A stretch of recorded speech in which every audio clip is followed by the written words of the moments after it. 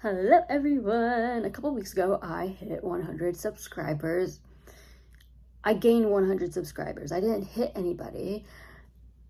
Milestone of 100 subscribers was reached on this channel, and since then I have been preparing 100 subscribers special video. Special?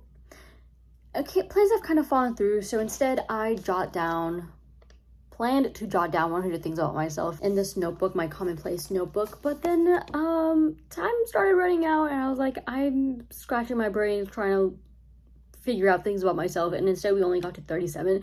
So instead of 100 things about myself, I'm going to share with you 37 things about myself. I don't know, I might cut some stuff while talking or while editing. Well, it just depends on how I'm feeling, you know. Anyway, first and foremost, hello, my name is Sonali. My nickname is Soni. My family nickname is Soni. Fun story, I literally thought my legal government name was Soni until I hit probably 3rd or 4th grade even, and I believed that Sonali was my American name. So anytime somebody was like, oh my gosh, what's your American name, I'd be like, my American name is Sonali. And then I grew up and I was like, I felt lied to. I was like, you're telling me that my real name is not Soni? How come literally nobody in this family calls me Sonali? I have relatives who know me only by the name Soni. Not a big deal. I like both names, but I'm like, okay, wow. My birthday is December 2nd. I just turned 25 years old this past December. My MBTI is INFP. I am a middle child. I'm pretty high strung. Unfortunately, I have literally never been normal about anything in my life ever. I am vegetarian. I started due to religious reasons. Obviously, I grew up in a vegetarian family. We are Hindu, but at this point in my life, it's like I just have no interest in eating meat. Just the idea of it, no thank you.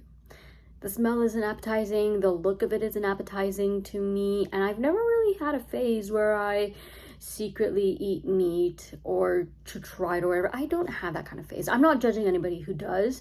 These are just questions I get asked when people find out I'm vegetarian. They're like, oh, you've never thought about trying meat secretly?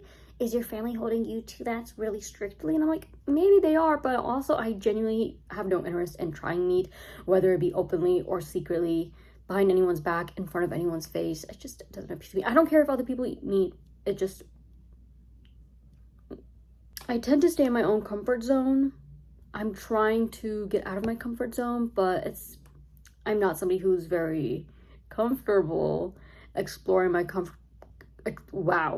I'm not someone who's very comfortable trying to actively expand my comfort zone. I do it in little bits and pieces, really small ways, and every few months or even years, because I don't know, okay? I like being comfortable, and I feel like most people do, but also I feel like there are people who are constantly testing their own boundaries, and I just have no interest in doing that, which sometimes I'm like, oh, it's not a good thing for me personally. No one tells me it's a bad thing or anything. I'm like, I should try and test my own or push my own comfort boundaries to expand my comfort zone. But on the other hand, I'm just like, it's so much easier just staying in my comfort zone, and it's like, it's comfortable for a reason. Why would anybody on purpose make themselves uncomfortable? You know? But at the same time, I'm like, sometimes you have to be uncomfortable to grow and find more comfortable ways to be more comfortable, you know? That's part of being human.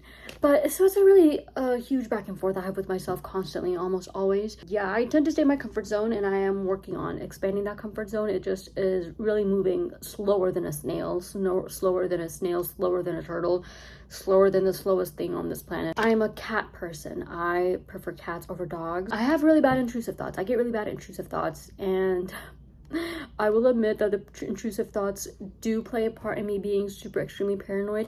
They do play a part in me having an overactive imagination, not necessarily on the good end of imagination, not necessarily in the good end of overactive imagination. I just imagine a lot of bad things happening, and then I do make myself cry over it, and then I have to be like, no, this isn't real, and then I'm like, oh my god, but did I just think it into reality? Oh my gosh, this freaking sucks. And actually, one of the first things I remember, one of the first well, one of the first instances I remember me being so like obsessively paranoid over something was the microwave. There used to be this soap opera that played when I was a kid, and in that one episode, this lady, the main character, notices that the microwave is on, as in there are a few seconds remaining on it. You know, like when you open the microwave before it shuts off and then you don't press the off button so it doesn't clear off the timer or anything. She noticed that. She pressed the off button to clear it, and there was a bomb inside. So her entire house blew up, and she blew up with it. She survived because she's the main character, but that never left my head. And for the longest time, I had to press that off button obsessively until the timer was off. And sometimes I'd have to start the microwave again, leave it on like a timer, and then press off again just to make sure that it wasn't going to spontaneously combust and send the entire house exploding, including myself and my family. Duh. I don't do that anymore. Thankfully, I don't do that anymore, because now I just hate touching the microwave, because then I'm like, I have to go freaking wash my hands now that I touch. I don't like touching things that a lot of other people have also touched, like doorknobs and stuff. I'm convinced that I can feel my skin starting to crawl. I don't know. This is weird. We're gonna move on. It leads me, I have bad intrusive thoughts, which lead to my paranoia and overactive imagination. And I'm also very squeamish. I try to avoid horror shows or anything super gory and gross and disgusting, especially when it comes to body horror. I avoid it because then it gets in my head and I'm like, imagining that happening to me freaks me out. It makes me nauseous, makes me sick, literally sick. I'm very easily irritated. This is something I'm working on because I hate feeling like I'm a raging bitch, especially to my family. But it's like, meditation is just not for me. Meditation does not help me calm down. It actually kind of pisses me off. And also I just can't concentrate enough to meditate. And I tried a couple of years ago to do guided meditations and stuff. Did not work. One of my college professors, a bunch of my college professors actually assigned us guided meditations back when quarantine and lockdown first started happening for COVID. They were like, here is an easy little guided homework thing for you to do so you can feel less stressed. And I was like, actually, this is making me even more stressed than if you had just sat down and assigned me 20 pages worth of an essay, fully researched and fully properly cited, etc., due within half a week. And the breathing exercises are okay. I just, in the moment, my mind is not going to, oh my god, I'm so freaking pissed right now. You know what I need to do? Breathing exercises.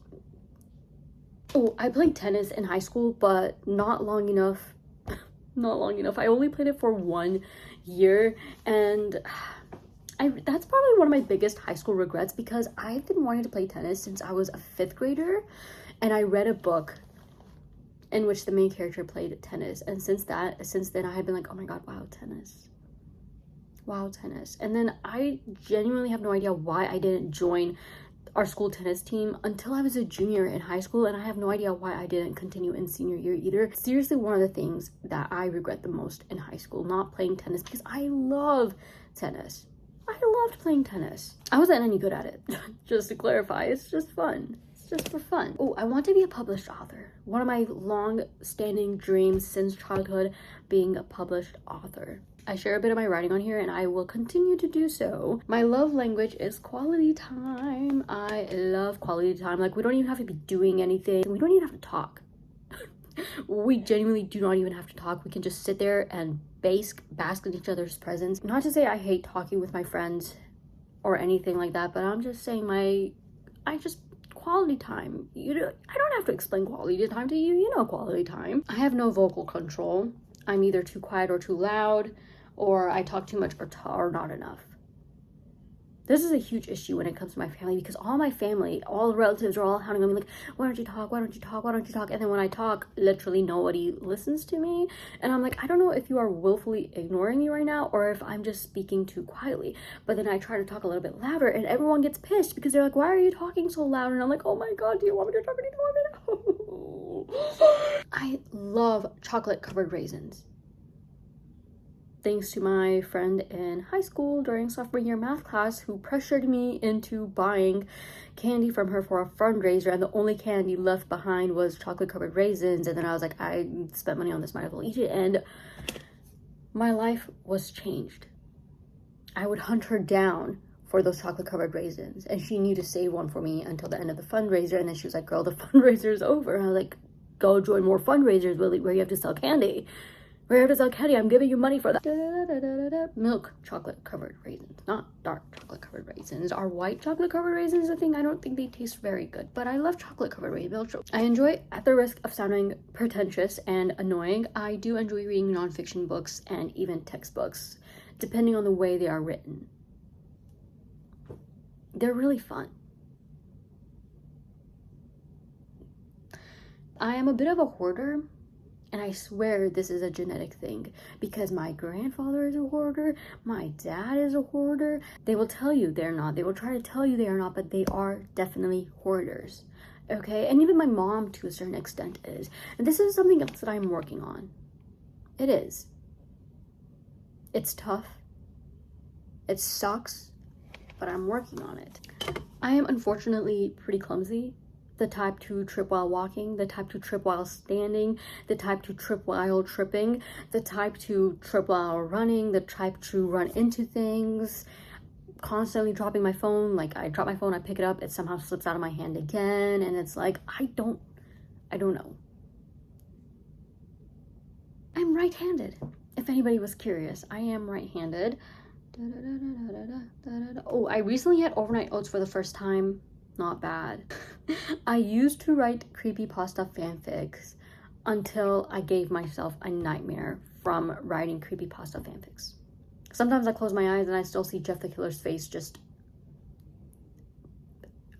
imprinted on the back of my eyelids. I am somewhat of a picky eater. Sorry, not sorry. I used to wear glasses, and back in February 2021, so about 5 years ago at this point, is when I got ICL surgery to get rid of glasses. Why is my hair doing that? Oh my gosh. Oh, this is so embarrassing. Oh, this is so embarrassing. I think maybe that's why I try to keep my forehead out of frame when I'm filming, because my hair just does this and I look so stupid. Burb. I thought my grandma called me, but she didn't. Anyway, ICL surgery. 5 years ago, I kind of miss my glasses sometimes. My eyes feel just so vulnerable. A little bit of this does go back to the intrusive thoughts. Yeah.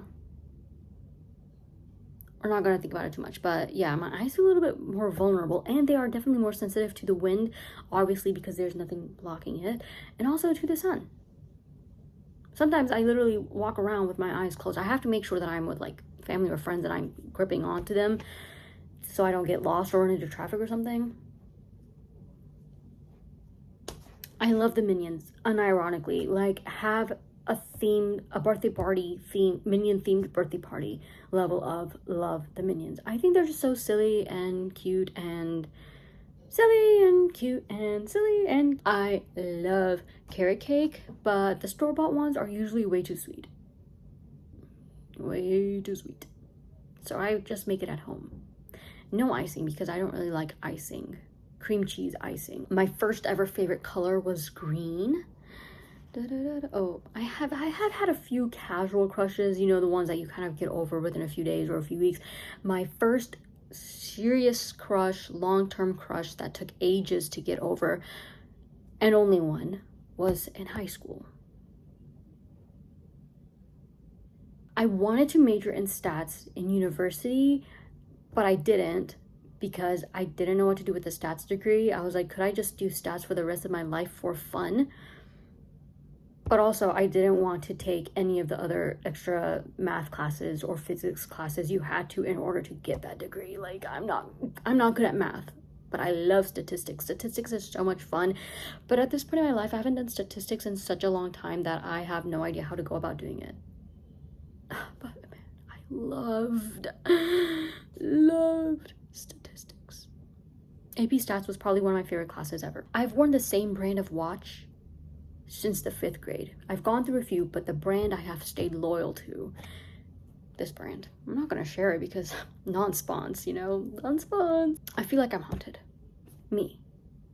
Not possessed, not the house, though it might be in its own right, but me. I am haunted. Not possessed, just to reiterate, I am not possessed. I feel as if I am haunted. I used to get really bad chapped lips, to the point where in several of my yearbook pictures from when I was younger, my mouth is so badly chapped in the yearbook pictures.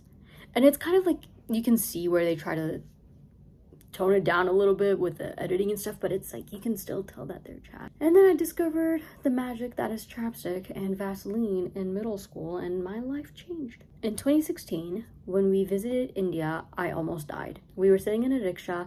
I fell asleep. I tend to fall asleep in cars all the time, but I was sitting at the edge, and I was basically falling out. My sister jerked me back. It was so painful, but like, I'm alive.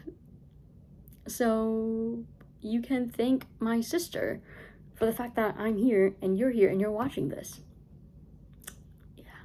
I ran a lot of anime fan pages back in middle school and high school, and while running these fan pages, I made friends with other fan page accounts as well. And when Haikyuu came out, a few of us kind of band together and created a Haikyuu fan account, which at its peak was at just about 30k followers. So epic, so awesome. And then a lot of drama happened, and then one of the other girls locked everyone else out of the account, so those are all 38. The anime fan pages and Haikyuu fan page were kind of like a 2-in-1 situation that I've written down here. But yeah, that's it. That's the video. Let me know if we have any similarities. Let me know any of the fun things you want to share about yourself. That would be so cool and awesome. But that is it for this video. So if you watched this far, thank you so much. I really, really freaking appreciate it. But I will see you all next time. Be kind, be smart, and stay safe, everyone. Bye.